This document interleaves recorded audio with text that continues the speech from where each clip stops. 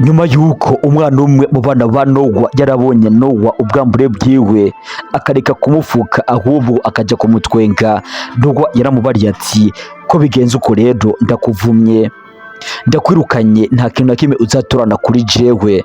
Ngo uyu mwana amaze kugenza byose byamugendeye uko. Sikera gusa rero no mu gihe cya none umuvyeyi arashobora kuvuma umwana cyane cyane muri cya gihe ari mu makosa kandi bigakunza.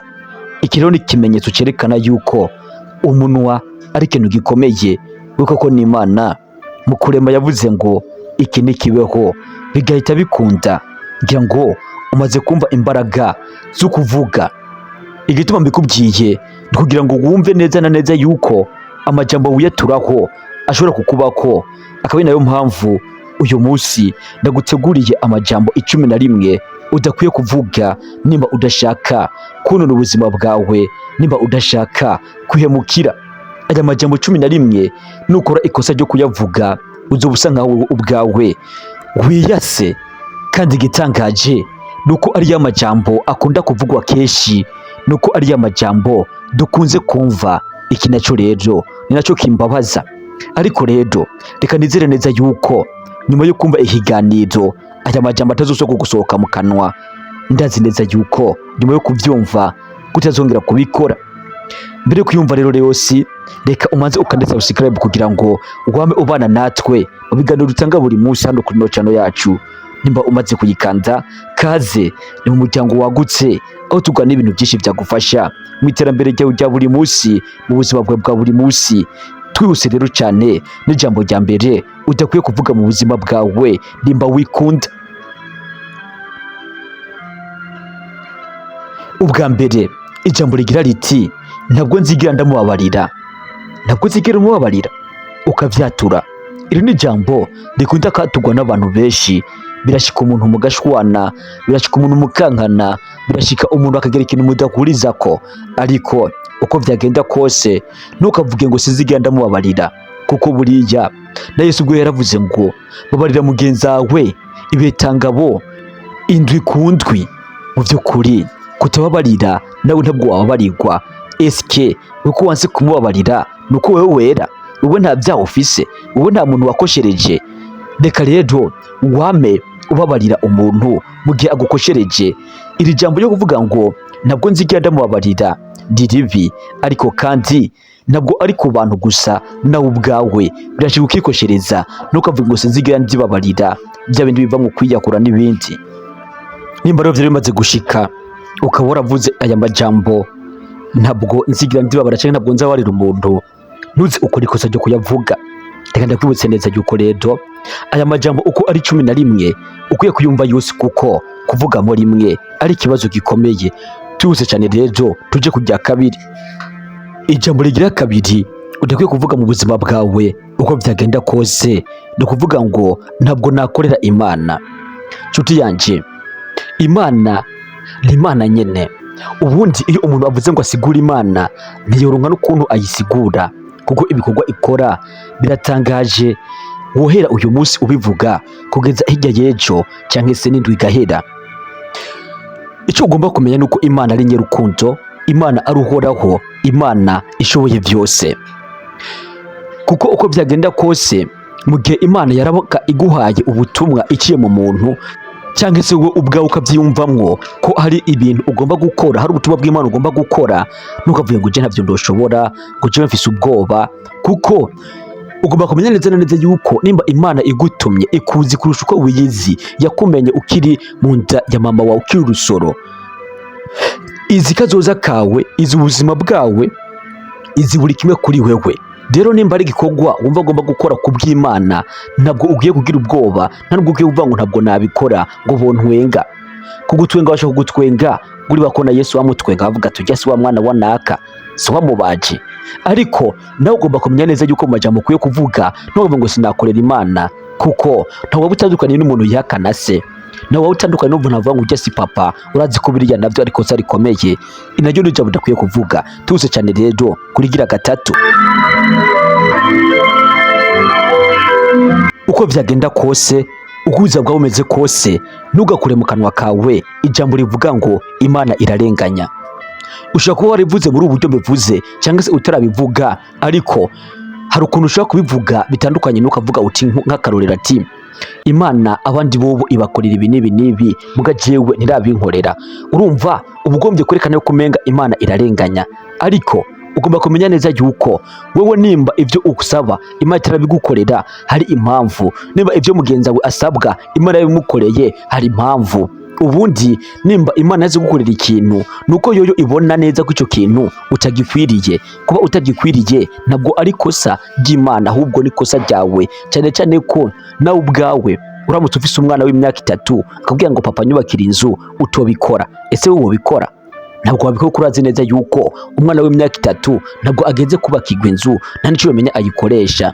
Uramutse wumvise umwana w'imyaka 3 avuga ngo papa ngo jewe rero ushaka kuzana umugore, ndazi ndetse kutovyemera kuko wavuga ati ubwo nibara.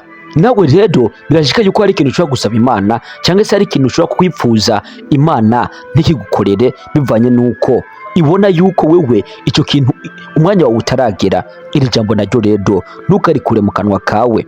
Ijambo rigira 4 udakwiye kuvuga mu buzima bwawe: ntukavuge ngo ntabwo nzababarirwa. Nshuti yanje, ndabizi ushobora gukora ibyaha, dushobora gukora ibyaha, abantu turemeye mu byaha, turakora icyaha kabisa tukavuga ati noneho kubera iki? Ariko mu by'ukuri Imana nta cyaha na kimwe mu gihe waba ukiri muzima itokubabarira. Ikintu cyonyine gusa Imana ikeneye kugira ngo ikubabarire nuko wigaya, nuko wumva yuko ukeneye guheba icyo cyaha, kandi ukavuga ati mu mutima wanje ndakeneye yuko iki cyaha ntazogisubira. Muri iki gihe yaba ari ibyaha byinshi yaba ari icyaha kimwe, Imana irakubabarira mu gihe ukiri muzima, nta cyabuza ko ubabarirwa. Rero ntukavuge ngo jewe ntabwo nzababarirwa, unakoze ibyaha byinshi. Hari igihe usanga umuntu koko akora ibyaha ku buryo nawe nyine avuga ati ndi umunyabyaha koko, ibyo nakoze ni byinshi. Ariko ugomba kumenya neza yuko ibyaha byose wakora uko byaba bingana, eka uko byaba bingana kose, nta cyaha na kimwe kitababarirwa mu maso y'Imana. Iri jambo ryo kuvuga ngo sinzobabarirwa, ngo ntabwo nababarirwa, ntukarivuge mu kanwa kawe. Reka twihute cyane kurigira 5. Kuvuga ngo nta kintu na kimwe mfite, nta kintu na kimwe mfise, ntacyo mfise. Abantu benshi bakunda kuvuga bya bintu dukunda kwita mu Kirundi ngo n'umwano. Umuntu ntacabuze mugabo akavuga ngo reka cyareka ngo uvuga ubimpaye n'ayandi majambo. Aya n'amajambo dukunda gukoresha kenshi, dukunda kuvuga kenshi, ariko reka ndakubwire yuko ariko rikomeye kuri wewe. Ugasanga umuntu Imana yaramuhezagiye, afite ibyo kwambara byinshi mu nzu birakari, ngo ariko araganya ngo nambara iki? Ngo ntacyo kwambara mfise, ngo ntacyo kwambara mbona. Uzura amashugwe ukuntu yama aberewe kandi adakaba ukuntu asa, ahubwo kwa kuntu nyene Imana yayaremye niko asa yangana. Rero nawe uko byaba bimeze kose, nimba byibuze utagenda uri gusa, nimba utirigwa inzara ngo uraru inzara, nta mpamvu yo kuvuga ngo ntacyo mfise.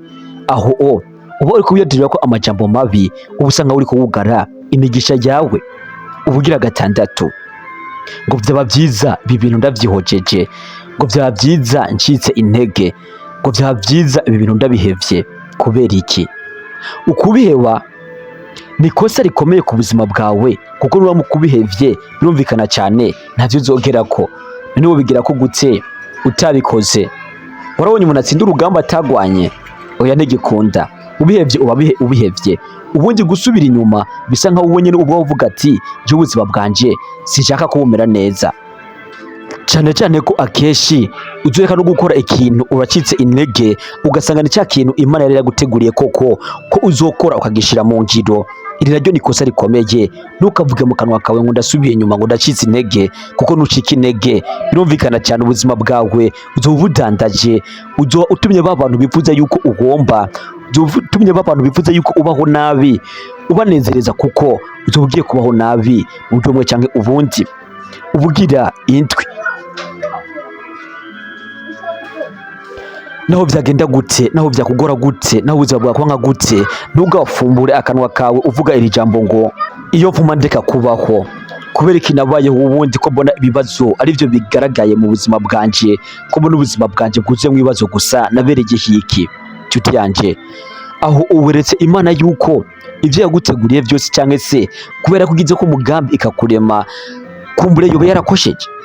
Iri jambo naryo ntabwo ukwiye kurivuga, ntabwo ukwiye kurikura mu kanwa kawe, kuko uzobasa nkaho uri kuropoza Imana. Nimba Imana yarakuremye, uko byagenda kose hari impamvu yakuremye, kandi ugomba kumenya neza niba Imana yarakuremye yuko ibyo uri kurabamo byose, ubuzima bugoye wacamwo bwose atangorane, ahubwo ari ikibazo cy'umwanya gusa. Umwanya n'umwanya bizotangura bikagenda neza, maze ukabona neza yuko ko warabayeho wari umugambi w'Imana. Ibyo wanyuramwo byose, uko ubuzima bwawe bugoyanye gute, uko ubuzima bwawe bunaniranye gute, ntukature ijambo rivuga ngo kubera iki ndiho iyo vuma ndeka kuvuka, n'ayandi majambo nk'ayo. Ubugira 8, kuvuga ngo ndarahira ku izina ry'Imana ntabwo nzongera kubikora. Iri ni kosa rikomeye. Ubwa mbere na mbere, birashoboka neza na neza ko ibintu urahira mu buzima bwawe akenshi birangira ubirenzeko. Kuvuga ngo ndarahira ku izina ry'Imana ntabyo nzongera kubikora, biba bisa nkaho uri kuravugira ijambo ry'Imana, cyangwa uri kuravugira izina ry'Imana ku busa. Kandi ibi ni ibintu no muri Bibiliya vyihanije, yavuga ngo ntukavugishe izina ry'Imana, ntukavuge izina ry'Imana mu bintu by'ubusabusa. Nimba uri kurarahira iminsi yose, emera ikintu uzi kuzogikora, cyangwa se uhakane. Nimba ubona ko utazogikora, nka kujya muri Bibiliya havuze ngo imvugo yanyu iraba ego na oya. Ivyo uvuga ngo je n'ukuri kw'Imana, ngo jewe n'izindi ndahiro, naho ubwawe ntabwo wakwirahira ko, kuko nawe uko uri nta kintu na kimwe ushoboye kwikorako.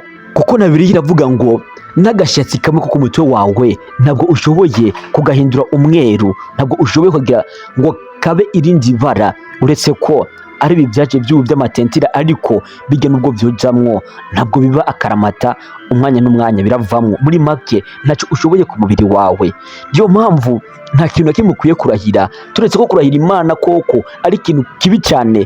Nawe ubwawe n'ababyeyi bawe mwe murahira, n'abantu benshi batandukanye, nta muntu n'umwe ukwiye kurahira ko ku buzima bwawe. Tuza cyane rero tuja ku cy'icenda. Ntibishoboka ko natera imbere mu muryango iwacu ntawateye imbere. Nshuti yanje, nimba hari amajambo mabi udakwiye kuvuga ku buzima bwawe, nimba hari ikosa udakwiye gukora, ni ukuvuga ngo ntibishoboka ko natera imbere mu muryango iwacu ntawateye imbere, ab'iwacu bose byaranse. Oyaye, iri jambo nubishika ukarivuga, uzomenye neza ko usa nkaho uriko uriroga, uzomenye neza ko usa naho uko twatanguye tubivuga uri kubiyangiriza ubuzima bwe ubwawe. Kuko nimba byarashize mu muryango w'abanyakaba batabateye imbere, birumvikana n'amahirwe yabo yabaye mabi, cyangwa se yabaye make, cyangwa se ibikorwa byabo batakoze neza, byose birashoboka. Nawe ugomba kuba ufise amahirwe yawe, ufise ukuri Imana yaguteguriye ubuzima bwawe, kandi byanashoboka ko wewe ari wewe umuryango wawe uherako uba umuryango ukomeye utera imbere, kubera ko atari wewe kuri kutabikora. Ubuzima bw'abasokuru babayeho, ubuzima bw'ababyeyi bawe babayeho, eka umuryango wabo ubuzima babayeho n'ubuzima bwabo, umwe wese ku buzima bwiwe, nawe ufite ubuzima bwawe. Eske niba umuryango waho bakenye, uri gukora iki kugira ngo mu muryango wanyu muhindure amateka? Naco uri kurakora, uri kuridoga gusa. None gashahu, urumva neza na neza yuko mu majambo ukwiye kuvuga, nuvuga ngo jewe nzopfa ntakenye, ngo nzopfa ntatunze, ngo jewe mu muryango iwacu ntawatembe nanjye sinzotera imbere, uzo usanga wowe ubwawe uriko uravyiremera. Kandi ndakubwira ikintu kandi kibabaje, nuvyivuga ko ukavyivuga ko uri seriye, ndakubwiza ukuri yuko hari amahirwe menshi yuko bizokubako. Ariko nuvuga uti jewe uko byagenda kose ngomba gutera imbere, nuvuga uko byagenda kose nzobona ibi n'ibi n'ibi, nuvuga uko byagenda kose nzogera aha n'aha n'aha, mu majambo yawe ukaba wiyatura ko ibyiza, burya uba usa nkaho uriko urabwira Imana ati Mana yanje ibi bintu binkorere. Kandi Imana nayo nibona ko ivyo bintu uvuga ataka ibyaranjema ari ibintu wowe ubwawe nawe wizeye, uvuga ati bitegereza gukunda, bizokunda, igihe gusa nico kinebeye, Imana izobikora. Imana nta kintu kizobuza ko ibikora, kuko Imana iyo ufise umutima wo kwemera, nta kindi kintu Imana idukenera ko twebwe nk'abantu atari uko tuyizera.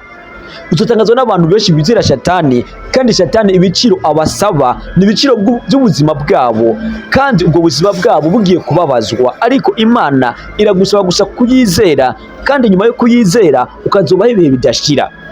akantu gato katunanira gukora tugashobora gukora ikintu kinini.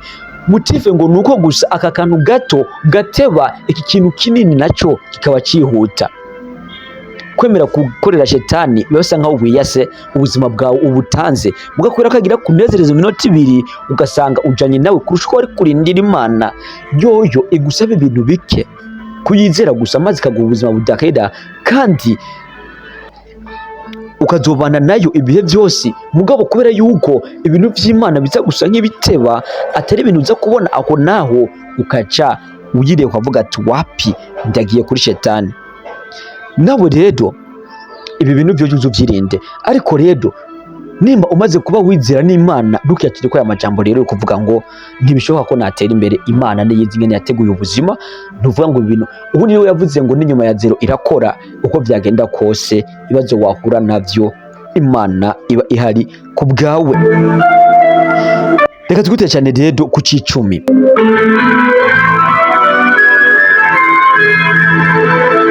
Kuvuga ngo Imana ntabwo inyumva, ngo ndasenga Imana ntinyumvira. Imana ishobora kureka kwishura amasengesho yawe ukumva wasenze nusubijwe, ariko burya iba yagusubije, ahubwo urabibona ko Imana yagusubije.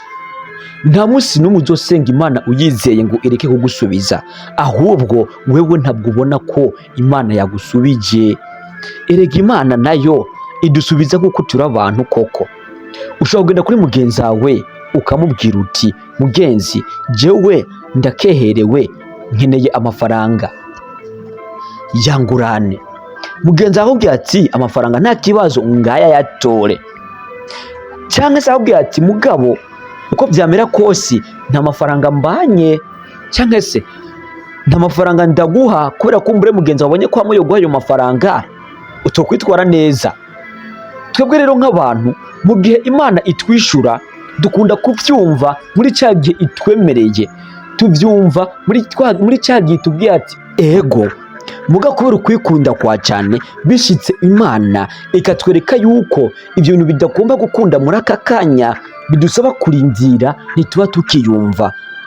Kakivuga ati Imana ntiyatwishuye, kandi mu by'ukuri Imana yaretse kukwishura kubera ikintu kanaka. Hari impamvu Imana itakwishuye, kuko yabonye neza ko nikwishura kumbure ibyo bintu ugisaba atari umwanya wa nyabyo wo kubironka. Nkuko twabibonye nawe ubwawe umwana w'imyaka 10 agusabye amafaranga umiliyoni wayamuha? Ntabwo wayamuha. Kubera iki? Urazi neza ko uyu mwana w'imyaka 10 atazi gukoresha amafaranga. Sinzi ibyo usaba Imana, ariko nawe ugomba kumenya neza yuko icyo usaba Imana wewe ku Mana ishobora kureba ubuzima bwawe bwose, ishobora kureba ibyiyumviro byawe byose, ishobora kureba integuro zawe zose ikabona ati uyu muntu ntabwo akwiye aya mafaranga, uyu muntu ntabwo akwiye ibintu ariko arasaba muri aka kanya, birasaba ko azorindira. Twebwe rero ibintu tubyumva tuvuga ati Imana ntiyatwishuye, ariko buriya uguceceka kw'Imana ni ukuvuga iyo Imana itakwishuye iba yakwishuye mu bundi buryo. Sinzi ko abantu watahuye rero ntukavuge ngo Imana ngo jewe ngo ntabwo yigera inyishura, irakwishura ahubwo ntubibona. Irindi jambo rya nyuma rero dukunda kuvuga bidakwiye kuvuga mu buzima bwacu ni ukuvuga ngo nta gaciro mfise, ntacyo nzi. Aha ni abantu benshi bijya kurira, uzokumva abantu benshi bandika message cyangwa se agakete kavuga ati nabonye ko abantu bose batakinkunda, ataco nkimariye abantu, nta nico mbona amariye isi, ndabona neza yuko ubuzima bwanje burangiye nipfiriye. Ejo bundi nahuye n'umuntu ari mu bibazo pe, azigura ibibazo arimo naje navyo byose ko ari ibibazo, ariko arambwira ijambo ribi ngo ngomeze nk'umuntu ngo ataca amazi hano ku isi. Why bro? Ivyo ni bibazo uri kuracamo, ivyo ni bihe. Buriya kujya wumvise ngo isi irazunguruka, uko bwira bukongera bugacya, hakaza izuba hakaza n'umwijima, ni ikimenyetso kitwereka neza yuko mu buzima hatari kubaho izuba ngo rigume ryaka uko nyene ridahinduka, cyangwa umwijima ugume uko nyene udahinduka, hakaba uko umwijima uza hakaba n'izuba. Ni ikimenyetso kitwereka ko natwe mu buzima tubayeho tutagomba kuvuga ngo tuzokwama tutwenga tunezerewe nta kibazo nimwe tuzohura naco, ntivyokunda. Cyangwa tuzokwama mu bibazo, turi mu bibazo nk'uko umenga nitwe twabiranguye, naco nicokunda. Ahubwo tugomba kubaho mu buzima butandukanye. Uyu munsi bikagenda neza, ejo bikagenda nabi. Uyu munsi bikagenda uko tuvyifuza, ejo bikagenda uko utavyifuza. Nibwo buzima. Si jewe, si wewe, naco twabihindurako. Niko bimeze. Ahubwo nuko vyakira. Eske uri mu vyiza uba umerewe gute? Uri mu bibazo uba umereye gute? Uvyakira gute? Ubana navyo gute? Ubundi umuntu ubaho neza ni wa muntu yamaze kumenya neza ko isi itamenyeye ibintu byayo biguma bihindagurika, ahubwo akwiga kuba muri buri gihe cyose agezemo akakibamo neza. Agera mu bibazo akiberaho neza, agera mu bibi akiberaho neza, yagera mu byiza akiberaho neza. Amazi ibere nk'amazi, amazi ageze ahantu hose ageze amazi aba afatira nk'igihageze. Nawe rero bimenye ukuntu uko bimeze. Nabwiye nti kujya udashobora kuraba imbere ngo ubone hose hagororotse, urabe imbere ukabona agasozi, urabe imbere ukabona ahantu hahengamye. Ni nako mu buzima busanzwe, nubwo utabona imbere yawe niko hameze. Ntibizokunda ko imbere yawe mu buzima busanzwe cyangwa se mu buzima uzocamwo uzokwama ubambitse ugendera ahantu hamwe na hamwe, cyangwa ugendera mu kirere, cyangwa ugendera hasi. Oya, uroduga umanuke, uje hagati, uje hasi, uduge. Usibye ko ushobora kuba umwanya muremure mu rugendo kanaka udahindura, ariko ntabwo ari ubuzima bwawe bwose. Reka nizere kunyumvise, reka nizere ko iyi video utayumviye ubusa, reka nizere ko ukuyemo impanuro nyinshi zikomeye. Reka ndagushimire rero uwo wamaze gukanda subscribe. Muri make wowe ubana natwe mu biganiro bya buri munsi, ndagushimiye cyane. Nimba utari wakanda subscribe hita uyishaho kugira ngo wamubana natwe buri munsi. Ndagukunda cyane. Jo wagutegura ikiganiro nk'iki ndetse ukaba ukigushikirije wumva ijwi ryanje, abanyita Elise Kisinde. Nimba tubana buri munsi ubwo uri inshuti yanje, witunyandikira muri comment twibere inshuti. Ndabakunda cyane rero. Ikintu wumvise ukuye muri kiganiro cyandike muri commentaire kandi uvuga ati amen, kuko aya majambo wumviye hano ari amajambo ngira akamaro ku buzima bwawe. Ndabakunda cyane rero. Reka dure mu bindi biganiro bikurikira bya buri munsi. Ciao ciao.